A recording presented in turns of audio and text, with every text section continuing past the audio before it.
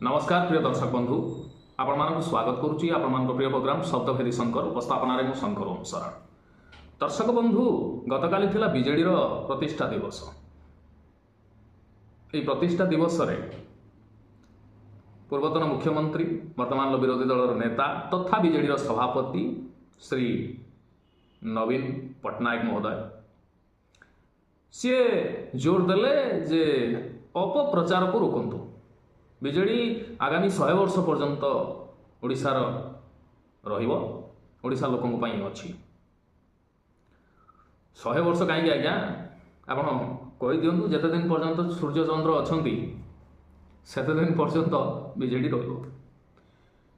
गोटे कथा भूली जाउचंती आज्ञा, केही रही नाही रहिबो नाही ए भवरंग भूमि तळे सर्वे निज निज अभिनय सारी बाहुड़ीबे काल बळे। समय थिला तम इशारा रे तम ऑर्डर रे तम आदेश रे पत्र हलुथिला, चढ़ई यातायात करुथिला। से सिचुएशन से समय मध्य वर्तमान आउ नाही। दिने जो इंग्रेज मानकर बिना हुकुम रे पत्र हलु नथिला से मानकर बड़ बड़ ऑफिसर बडलाट कर्जन एमानकर ड्रेस सबू एवं ब्रास बैंड वाला पिंधुचंती। समय परिवर्तनशील। आज जे राजेंद्र आसने काली से फकीर ये सब जिनस कई कुंडा खाई लिखिनी।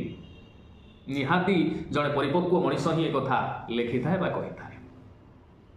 आपण कले कौन 24 वर्ष भितर शासन रहिबा सत्वे कौन सी गोटे लोक को बीजेडी उत्तराधिकारी भाव में नियुक्त कले नहीं किंबा बीजेडी संपूर्ण दायित्व कांधरे देले नहीं। जहा जो आपणकर इमेज भल थिला, एबे भी भल अच्छी, एबे भी नवीन बाबूंकर क्रेज अच्छी, किंतु आ नवीन बाबू ना भोट नहीं। आपण माने जदि कहउतबे नाइ नवीन बाबू ना भोट नहीं केमती कहि दउछ, निकट में नुआपड़ा ही तार बलिष्ठ प्रमाण। जो माने गोटे फुटाणी थिला, फुटाणी ही कहबा आ किछि न जे जहा को भी नवीन बाबू टिकट देवे सी जीतिव। निकट इलेक्शन जो जनरल इलेक्शन गला तापरे परे बाई इलेक्शन क्लियर जना पड़गला। आपण लड़ई तो एक्चुअली लड़ई मेंटालिटी रे ही बीजेडी नहीं। लड़ई मेंटालिटी रे बीजेडी नहीं, केवल डिफेन्स करुची सालिस सहित रही झारपड़ा जेल कबल बचापी। कारण 24 वर्ष भितर गुड़ाए केलेंकारी कर देछि। कोटी ब्लैक रोज घटना हो तो कोटी चिटफंड घटना हो, कोटी खनि दुर्नीति घटना हो, केते केते प्रकार जिनस डाली पाखु कौन कौन न होइछि बोली के कहि परिबे। बहुत किछि होइछि। एवं तो जणे एबे मरी गले बीजेडी पावर थिला बेले, स्वास्थ्य मंत्री थिला बेले नव दास, सेते बेले समय जो बिल सब होइतला कोरोना समय कोटी कोटी टंकार बिल, सी सबकि जिनस एवं ता सहित पार्टी फंड को भी किसी पैसा आसी। से पैसा एखना तमिल दंपति पाखे अच्छी बोलिक आलोचना करा बीजेडी रे चापा उत्तेजना। बर्तमान बीजेडी जो नेता अच्छा ये दुई गोष्ठी रे विभक्त। गोटे होती तेलमरा गोष्ठी, आ गोटे होती पिन मरा गोष्ठी। तेलमरा गोष्ठी बर्तमान चाहते सुजाता पांड्यान आसतु, दायित्व नियंतु। प्रभात विश्वाल टाइप लोक, प्रभात विश्वाल निज दम से तांकर से निर्वाचन मंडली रे से जीति पारिबे, किंतु तथापि प्रभात विश्वाल होउचंती एमिति लोक सब बेले जहा पाखरे पावर ता सहित रहिथिबे। प्यारी बाबू सहित लास्ट मूवमेंट पर्यंत प्रभात विश्वाल ही साथ देथिले। एबे सुजाता पांड्यान को फेवर रे बाहरुचंती। से जानिचन प्रकृतर पावर ये दंपति पाखरे अछि। पीपी दंपति आइदर पट्टनायक नरे पांड्यान, तेणु तांको टिके तारीफ करिवार अछि। तारीफ से कले, किंतु घसीपुरार विधायक बद्री पात्र सी निया लगे। सी निया एमिति सेमिति भाव लगे ना, भयंकर भाव लगे। कौन लगे? जदि सुजाता पांड्यान दायित्व दि जाए, बीजेडी दायित्व दि जाए, ताहले आमे केबे ताको मान्य करिवु नाही। खाली सेतिकी कहि नांती, ता सहित आउरी जोड़िचंती जे आउ कर्मी दल सहित नांती। कर्मी एबे आम नेतांक सहित अछंती। कर्मी जानी सारे ବିଜେଡି ହେଉଛି ବୁଡ଼ୁଥିବା ଡଙ୍ଗା। ନବୀନ ବାବୁ କହୁଛନ୍ତି ଅପପ୍ରଚାରକୁ ରୋକନ୍ତୁ। ଅପପ୍ରଚାର କରୁଛି କି? କଂଗ୍ରେସ କରୁଛି ନା ବିଜେପି କରୁଛି ନା ଆମ୍ ଆଦମୀ ପାର୍ଟି କରୁଛି? ବିଜେଡି ବିରୁଦ୍ଧରେ ଅପପ୍ରଚାର ବିଜେଡିର ନେତା ହିଁ କରୁଛନ୍ତି। ଏ ଆଉ ଅଳ୍ପ ଦିନ ସେ ଦେବାଶିଷ ସାମନ୍ତରାୟ ହୁଅନ୍ତୁ କିମ୍ବା ଆହୁରି ଏଇ ବରିଷ୍ଠ କେତେଜଣ ନେତା ହୁଅନ୍ତୁ କହୁଛନ୍ତି। ଅପପ୍ରଚାର ସେଇଠୁ ଆସୁଛି। ତମେ ତାଙ୍କୁ ମିଟିଂ କରିକି ନବୀନ ବାବୁ ଡାକି ଦିଅ ଯେ ଯାହା ଯଦି ଦଳରେ ଇଚ୍ଛା ରହିବାର ଇଚ୍ଛା ରୁହ, ନହେଲେ ଯାଅ। ତମେ ଏମିତି ଷ୍ଟେଟମେଣ୍ଟ ଦେଇକି ଦଳକୁ ଲସ୍ରେ ପକାଅ ନାହିଁ। ଏମିତି ତ କହିପାରିଥାନ୍ତେ, ସେସବୁ କିଛି ନାହିଁ। ଆଉ ବଦ୍ରିପାତ୍ର ଯେଉଁ ପ୍ରକାର ନିଆଁ ଲଗେଇଲେଣି ବା ବଦ୍ରିପାତ୍ରଙ୍କର ଯେଉଁ ପ୍ରକାର ଷ୍ଟେଟମେଣ୍ଟ ଆସିଲା ତା ପରଠୁ ଓଡ଼ିଶାବାସୀ ପୁରା କନଫର୍ମ ହେଇଗଲେଣି ଯେ ଇଏ ବିଜେଡି ଆଉ ଭଲ ନାହିଁ, ଭଲ ସ୍ଥିତିରେ ନାହିଁ। ଦୀର୍ଘ 24 ବର୍ଷ ହେଲାଣି କଂଗ୍ରେସ ସତ୍ତାରେ ନାହିଁ ଓଡ଼ିଶାରେ, କିନ୍ତୁ ଏବେ ବି ତାଙ୍କର ଗୋଷ୍ଠୀ କନ୍ଦଳ ଚାଲିଛି, ବନ୍ଦ ନାହିଁ। ବିଜେଡିରେ ଗୋଷ୍ଠୀ କନ୍ଦଳ ସିନା ଉପରକୁ ଜଣା ପଡ଼ୁନି, କିନ୍ତୁ ଭିତରେ ଭିତରେ ସେ ଲାଗିଛନ୍ତି। ଗୋଟେ ଗୋଷ୍ଠୀ ବବି ଦାସର, ଗୋଟେ ଗୋଷ୍ଠୀ ପାଣ୍ଡିଆନର, ଆଉ କିଛି ବରିଷ୍ଠ ରହିଛନ୍ତି ଯିଏକି ଅସନ୍ତୁଷ୍ଟ ଭାବରେ ରହିଛନ୍ତି। ଏବଂ ତାଙ୍କ ଭିତରେ ବଦ୍ରିପାତ୍ରଙ୍କର ଯେଉଁ ବର୍ତ୍ତମାନ ଯେଉଁ ଷ୍ଟେଟମେଣ୍ଟ, ଏ ଷ୍ଟେଟମେଣ୍ଟ ଯୋଗୁଁ ବିଜେଡି ପୁରା ଅକଳରେ ପଡ଼ିଯାଇଛି।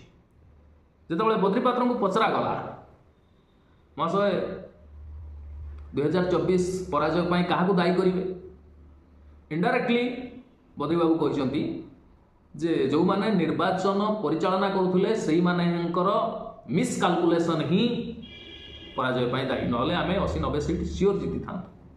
ଜିତିବାରେ କୌଣସି ଅସୁବିଧା ନଥିଲା। ଏଗୁଡ଼ା ଫିକ୍ସ ଟାଇପ୍ର କରିକି ବିଜେପିକୁ ଜିତାଗଲା। ସେ ଖୁଲମ ଖୋଲା କହୁଛନ୍ତି ଫିକ୍ସ ଟାଇପ୍ର କରିକି, ମାନେ ଅଯୋଗ୍ୟମାନଙ୍କୁ ଟିକଟ ଦିଆଗଲା, ଡମି କ୍ୟାଣ୍ଡିଡେଟ୍କୁ ଟିକଟ ଦିଆଗଲା, ଯାହା ଯୋଗୁଁ ବିଜେପି ଅନାୟାସରେ ଜିତିଗଲା। ସିଧା ସିଧା ଆର କା ଉପରେ? ଭିକେ ପାଣ୍ଡିଆନ ଉପରେ, କାରଣ ମ୍ୟାନେଜମେଣ୍ଟ ସିଏ କରୁଥିଲେ, ସବୁକିଛି ପରିଚାଳନା ସିଏ କରୁଥିଲେ। ତେଣୁ ନାଁ ସିନା ସେ ନେଇନାହାନ୍ତି, କିନ୍ତୁ ମାଡ଼ଟା ଭୟଙ୍କର ଭାବରେ କହୁଛନ୍ତି ଯେ ଏକମାତ୍ର ପାଣ୍ଡିଆନ ହିଁ ଦାୟୀ ଏଥିପାଇଁ। ଯେମିତି ନବୀନ ବାବୁ କୁହନ୍ତି ଏଥିପାଇଁ କେନ୍ଦ୍ର ଦାୟୀ। କେନ୍ଦ୍ର ଦାୟୀ ନୁହେଁ, ଆପଣଙ୍କର ପାଣ୍ଡିଆନ ହିଁ ଦାୟୀ। ଯାହା ଏବେ ବଦ୍ରିପାତ୍ର ଖୁଲମ ଖୋଲା କହୁଛନ୍ତି। ସେ କହୁଛନ୍ତି ଦଳ ବର୍ତ୍ତମାନ ବିପଦରେ, ଦଳ ସଠିକ୍ ଧାରାରେ ନାହିଁ, ବହୁତ ଲୋକ ଅସନ୍ତୁଷ୍ଟ, ନବୀନ ହାତରେ ଭୋଟ ଥିଲା। ଇଏ ବବି ପାଣ୍ଡିଆନ ଗୋଷ୍ଠୀ ଏମାନେ କହିଲେ ଆମେ ନବୀନ ହାତରେ ଯେଉଁ ଭୋଟଟା ଅଛି ଆମେ କରାୟତ୍ତ କରିନେବୁ ହାତ ହଲେଇକିରି ଏବଂ ଆମର କ୍ରେଡିଟ୍ ବଢ଼ିଯିବ। ଇଏ ହେଲା ନାହିଁ, ଲୋକ ମୂଳରୁ ସଫା କରିଦେଲେ। ଓଡ଼ିଆ ଅସ୍ମିତା। ତାପରେ ଆଉ ଗୋଟେ କଥା, ଯଦି ସୁଜାତା ପାଣ୍ଡିଆନ ବିଜେଡ଼ିର ଦାୟିତ୍ୱ ନିଅନ୍ତି, ସେଇ ଓଡ଼ିଆ ଅସ୍ମିତାକୁ ଦ୍ୱାହି ଦେଇକି ପାଣ୍ଡିଆନ ସବୁକିଛି ବୁଝାବୁଝି କଲେ ବୋଲିକି ବିଜେଡ଼ିର ଆଜି ଏ ଅବସ୍ଥା ହେଲା। ଯଦି ପୁଣି ସେଇ ପାଣ୍ଡିଆନ ଦମ୍ପତିକୁ ବା ପାଣ୍ଡିଆନ ହାତରେ ପଡ଼ିବ ପାୱାର ବା ତାଙ୍କୁ ଦାୟିତ୍ୱ ଦିଆଯିବ, ଲୋକ ଆଉ ତ ଗ୍ରହଣ କରିବେ ବିଜେଡ଼ିକୁ। ଯାହା 50-52ଟା ସିଟ୍ ଜିତିଛନ୍ତି ସିଏ ବି ସଫା ହେଇଯିବ, ସିଏ ବି ହେବନି। ତେଣୁ ବଦ୍ରିପାତ୍ର ଠିକ୍ କହିଛନ୍ତି ଯେ ସୁଜାତା ପାଣ୍ଡିଆନକୁ ଯଦି ଦିଆଯିବ ତାହେଲେ ଆମେ ଗ୍ରହଣ କରିବୁ ନାହିଁ ତାକୁ ଲିଡର ହିସାବରେ। ନବୀନ ବାବୁ ଆପଣ 24 ବର୍ଷ ଭିତରେ ଗୋଟେ ମାହୋଲ ଭିତରେ ଏମିତି ରହିଲେ, ପରିପକ୍ୱ ରାଜନେତା। ଏବେ କ'ଣ କେମିତି ଆପଣଙ୍କର ବ୍ରେନ୍ କାମ କରୁଛି କି ନାହିଁ କହିପାରିବିନି, ବିଗତ 5-7 ବର୍ଷ କି 8 ବର୍ଷ ଧରିକିରି, କିନ୍ତୁ ଆପଣ ଜଣେ ପରିପକ୍ୱ ରାଜନେତା ଥିଲାବେଳେ ବିଜେଡ଼ିର ଭବିଷ୍ୟତ କଥା କ'ଣ ଚିନ୍ତା କରୁନଥିଲେ? ସେମ୍ ଜିନିଷ ଆମେ ଯଦି ଦେଖିବା ବେଙ୍ଗଲ, ୱେଷ୍ଟ ବେଙ୍ଗଲରେ ମମତା ବାନାର୍ଜୀ ଜାଣିଛନ୍ତି ଏ କ୍ଷମତା ଏ ସତ୍ତା ସବୁଦିନ ପାଇଁ ମୋ ହାତ ରହିବନି। ତେଣୁ ସେ ନିଜର ପୁତୁରାକୁ ପ୍ରୋଜେକ୍ଟ କରିଛନ୍ତି। ଖାଲି ପ୍ରୋଜେକ୍ଟ କରିନାହାନ୍ତି, ତାଙ୍କୁ ଏଇଟାକୁ ଲଗେଇକି 2 ଥର MP ଜିତେଇକିରି ସଂସଦକୁ ପଠାଇଛନ୍ତି ଏବଂ ରାଜ୍ୟରେ ଡିକ୍ଲେୟାର କରିଛନ୍ତି ଯେ ତୃଣମୂଳ କଂଗ୍ରେସର ଭବିଷ୍ୟତ ହେଉଛନ୍ତି ମୋର ପୁତୁରା ଅଭିଷେକ ବାନାର୍ଜୀ। ତେଣୁ ଅଭିଷେକ ବାନାର୍ଜୀ ହିଁ ସବୁକିଛି ମ୍ୟାନେଜମେଣ୍ଟ କରିବେ ବା ରାଜନୀତିର କମାନ୍ ସମ୍ଭାଳିବେ, ତାଙ୍କ ହାତରେ ଦାୟିତ୍ୱ। ତେଣୁ ଆଗତୁରିଆ ସେ 10 ବର୍ଷ ଆଗରୁ ପ୍ଲାନ୍ କରିକିରି ଏବେ ସୁଦ୍ଧା ମମତା ବାନାର୍ଜୀ ପାୱାରରେ ଅଛନ୍ତି, ଅଭିଷେକ ବାନାର୍ଜୀ ମଧ୍ୟ ଜିତିଛନ୍ତି, ଜିତିକିରି ସବୁକିଛି ବୁଝାବୁଝି କରୁଛନ୍ତି। ଆଉ ମମତା ବାନାର୍ଜୀଙ୍କ ପରେ ଅଭିଷେକ ବାନାର୍ଜୀ ହିଁ ତୃଣମୂଳ କଂଗ୍ରେସର ନେତା।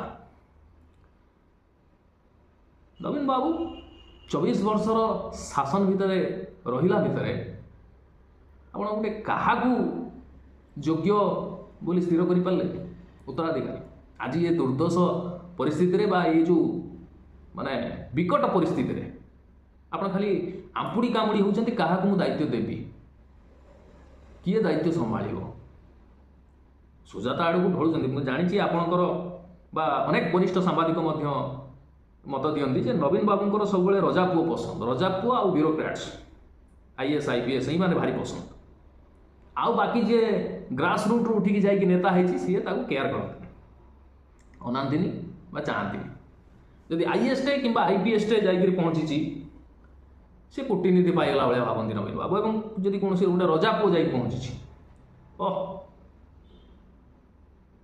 नवीन बाबू पूरा भयंकर भाव से स्वागत करती आ भारी खुशी हो जाती भारी गदगद होती से जहाँ भी हो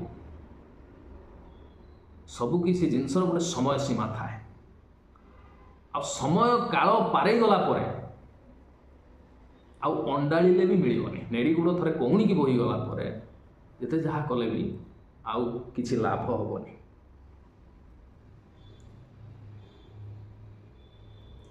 जदि सुजाता पांड्यान को आप दौरान दायित्व निश्चित रूप से बगावत हम विजेडी सभा रोचे आज्ञा ये आज शब्दभेदी पारंपरिक परिस्थिति को लक्ष्य करी आज उपस्थापना आपन को केमिति कौन लगे यथायोग्य मत और मंतव्य देवे आउ जदि आपन पाखे किसी तथ्य थाए निश्चय कमेंट बॉक्स रे जणैबे। रोची नमस्कार।